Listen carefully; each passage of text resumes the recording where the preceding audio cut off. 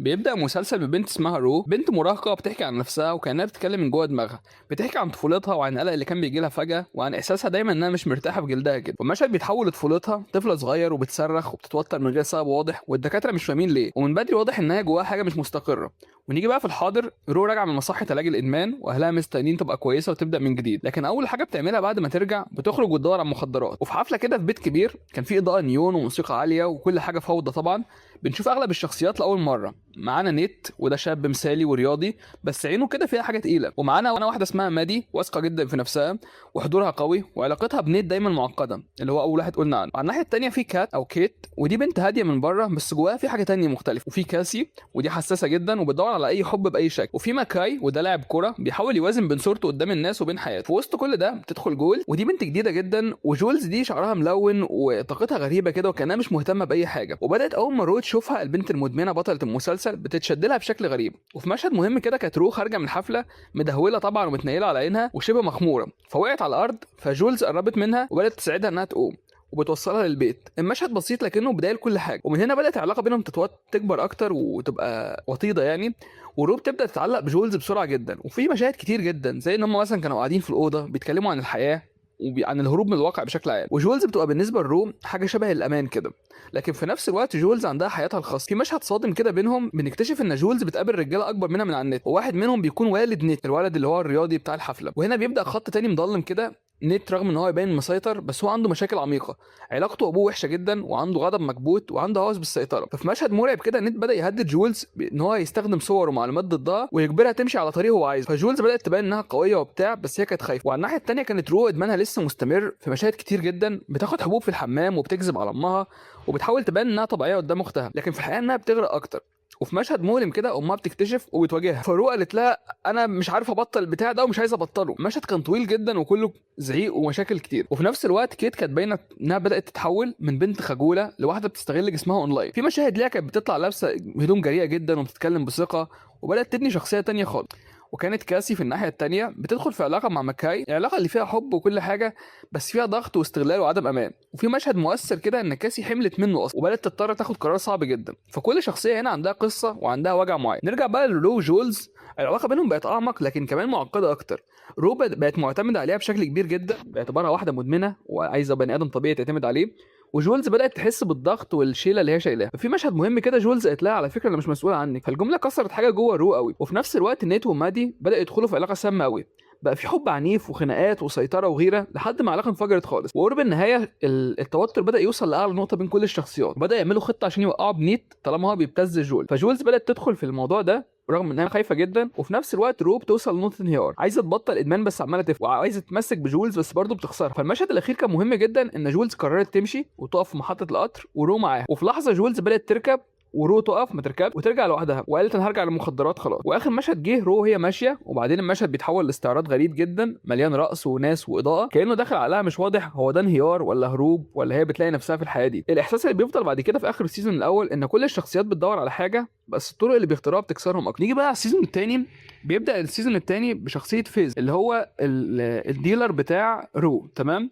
كان هو طفل صغير عايش مع جدته اللي بتربيه بطريقتها العنيفه. في مشهد افتتاحي كده الست عماله تضرب في الناس وبتسرق وبتربيه على ان الدنيا تتاخد بالدراع، وفي لحظه تانية بتدخل في غيبوبه كده. فيز بيلاقي نفسه لوحده مسؤول عن نفسه وعن طفل صغير اسمه اش، ومن هنا بدا شغلته في تجاره المخدرات. وبنرجع للحاضر في حفله راس السنه، برضه في اضاءه قويه ومزيكا عاليه وكل الشخصيات موجوده، ورو داخل الحفله كده وهي بالفعل بتقول هاي وبتاع وفرحانه. والموسم ده من بدايته واضح ان هي مش بس بتحاول تلاقي حل، ده هي مش عايزه تبطل اصلا. وفي مشهد مهم كده بدات تقابل تاجر مخدرات جديد اسمه لوري، ودي ست هاديه جدا بس مخيفه بشكل غريب، والكلام بينها وبين رو بسيط بس رو بدات تحس انها داخله على عالم كبير جدا. وفي نفس اللحظه نيت كان داخل وهو معاه مادي بس عينه كانت على كاسي اكتر. فكاسي في اللحظه دي في اسوأ حالاتها، علاقتها بمكاي كانت انتهت وكانت تايهه وعايز تخرج من الحفله. فنيت قال لها طب انا ممكن اوصلك، وهم في العربيه بداوا يتكلموا قليل جدا وبعد كده بداوا علاقه سوا. ومن اللحظه دي كل حاجه بدات تخرب. ونرجع لرو تاني، رو بدات تقابل جولز في لحظه هدوء كده وسط الفوضى. جولز لسه بتحبها ورو بتحاول تمسك فيها لكن الفرق دلوقتي ان رو غرقان اكتر بكتير. وفي مشاهد كتير لرو لوحدها، زي انها بتاخد مخدرات في الحمام وبتكلم نفسها وبتضحك فجاه كانها اتهبلت وكانها عايشه في عالمين بجد من المخدرات دي. وفي نفس الوقت فيز كان بيتقرب من ليكسي اللي دايما كانت على الهامش، وبتبدا تبان مشهد بينهم في الحفله قاعدين بعيد عن الدوشه بيتكلموا بهدوء. فيز بيسمع وما بيحكمش خالص ولا بيقيم ولا هو قاسي عليها، ودي اول مره حد يسمع ليكسي بجد. والعلاقه بينهم بدات تكبر ببطء. وفي مشهد كده كانت ليكسي قاعده بتكتب، واضح انها بتحاول تفهم الناس اللي حواليها وبس تايهه. ونرجع لنيت، الشخصيه في الموسم ده بدات اظلم بكتير جدا. في مشاهد كتير زي ان هو بيحلم احلام مشوهه وان هو لسه مرعوب من ابوه. وفي لحظه قال لمادي انا هسيبك واروح لكاسي، انا خلاص قررت. كاسي بدات تنهار وتحاول تبقى مثاليه تاني وتقول له انا هصحى بدري وهلبس بطريقه معينه واغير نفسي بالكامل، بس كل ده بيخليها تفقد نفسها اكتر. في مشهد ايقوني كده كاسي بدات تقف في المسرح قدام الكل وتصرخ وتقول انا مجنونه. المشهد ده كان انفجار لكل الضغط اللي جواها. ومادي بدات تكتشف العلاقه وبدا يحصل مواجهه عنيفه جدا، وانتهت ان الصداقه بينهم انتهت بعد صريخ وضرب ودموع وحاجات زي كده. ونرجع لرو بطله المسلسل، وهنا الموسم بيوصل لاقصى نقطه لان رو بدات تخبي مخدرات لوري وتدخل في ديون كتير جدا. وفي حلقه كامله تقريبا رو كانت بتنهار وامها بتكتشف وبتحاول تساعدها، بس رو بترفض. وفي مشهد الهروب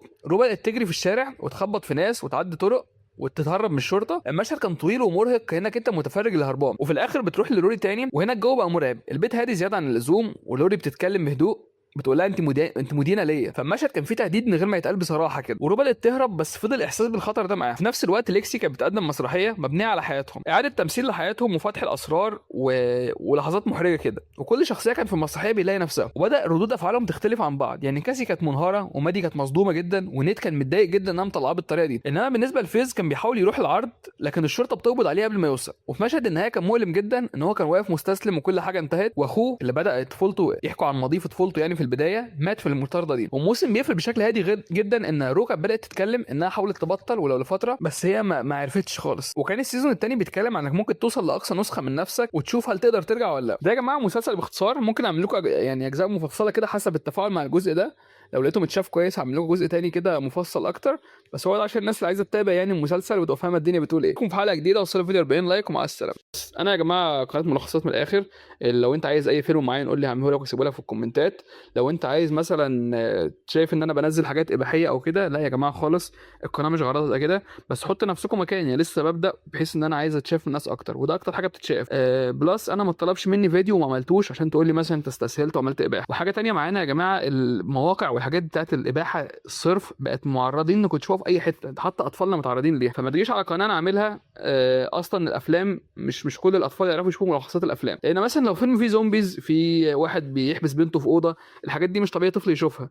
فما تجوش تمسكوا في دي بالذات ان انا كده اللي بنشر الفساد. لا، يعني اليوتيوب اصلا بتاع الاطفال ده بيعملوا حاجه اسمها يوتيوب كيدز، وفي تصنيف معين الالجوريثمز ما بتقترحش لكل الناس اللي هم عايزين، او الخوارزميات. تاني حاجه معانا يا جماعه، انا لا يعني عملت انواع كتير جدا عادي، بس انا لقيت ده بيتشاف اكتر لحد ما نحقق الربح. بعد شهر مثلا نبدا نشوف بقى الدنيا ايه عباره عن ايه. تمام. عامل ليكوا صاحب على الايفون عايز تكسب، وصل الفيديو 40 لايك واختار واحد من الكومنتات. ولو وصلنا 200 سبسكرايبر اختار واحد بالليل. واشتغلوا كده يا جماعه معايا في السبسكرايبرز والحاجات دي، لان انا لسه بشوف القناه يعني في فيديوهات بتتشاف قوي، فيديوهات لا، ولا فيديوهات اقترحت الاجانب وبتاع. فعلى قد ما نقدر عايزين نكمل القناه بشكل محترم يعني. اشوفكم في حلقه جديده، وصلوا الفيديو 40 لايك ومع السلامه.